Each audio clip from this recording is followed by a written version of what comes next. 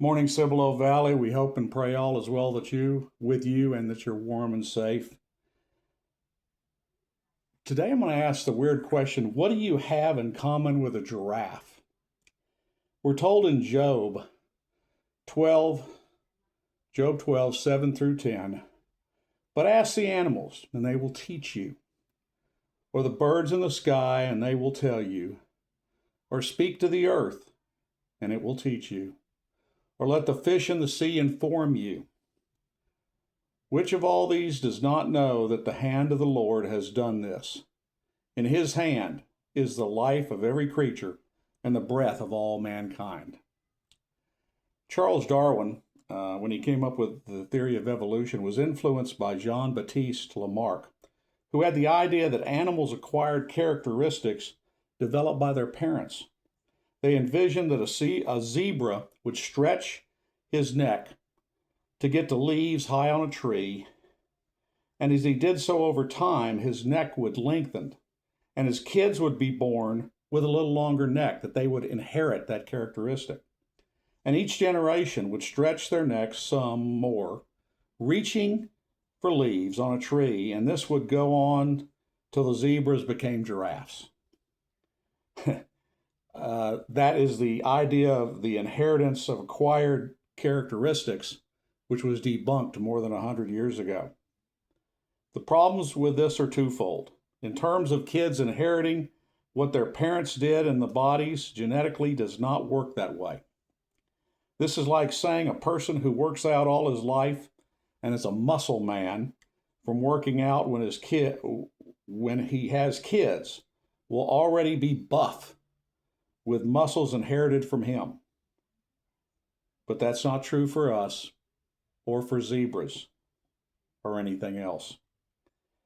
What's worse for this idea is that the difference between a zebra and a giraffe is much more than just the length of its neck.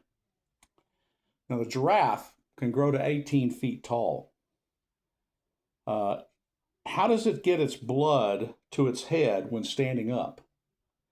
Well, it has the most powerful pump of all mammals. It's a 2.5-foot long pump that weighs 25 pounds. It has the highest blood pressure in all animals and the thickest vessel walls to support that blood pressure in any mammal. It has one-way valves in its neck like arteries. We have these in our legs, veins, one-way valves that close between heartbeats so that the blood doesn't back up while it's trying to get back up our leg. He has he has these one-way valves in his arteries so that as the blood flows, it will open up and allow the blood up the neck. But as between pumps, they will close so that the blood doesn't back up. He has enough blood pressure that when he bends down to get a drink, the force of that 18 feet of gravity pulling down the blood could blow his brains out. But God designed him so that as he lowers his neck, two things happen. The valves close, cutting off blood from the heart, so that that's no longer rushing up all the way 18 feet down to his head. But you've still got the blood, which was already on the way and is at the top of the neck. But as that blood, which is now speeding to his head because he's lowered to go down and get a drink, as it hits the back of his head is filled with a group of capillaries about the size of my fist. And that blood hits those small capillaries, and this whole thing acts like a sponge. It hits a sponge and slows the blood down and takes the impact of that blood.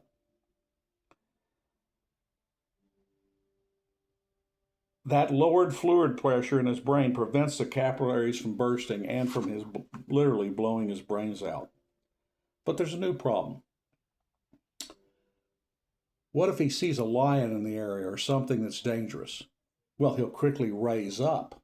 But now that all blood has been cut off to his head, he should simply pass out, which means he'll get eaten. Well, when he rises up, there's no longer enough pressure to get blood to his head. But when he raises, three things happen immediately. The arterial valves open, allowing blood to come back up from that powerful heart to his head. The sponge, the capillaries in the back of his head immediately contract, squeezing out all the blood that's there to give him blood until that blood gets 18 feet up in the air. And the veins which are in her neck, which are coursing blood down out of his head, they close to keep blood up in his head until the blood from his heart catches up to all that. Now, how many giraffes had to blow out their brains or pass out standing up before all this was developed by chance?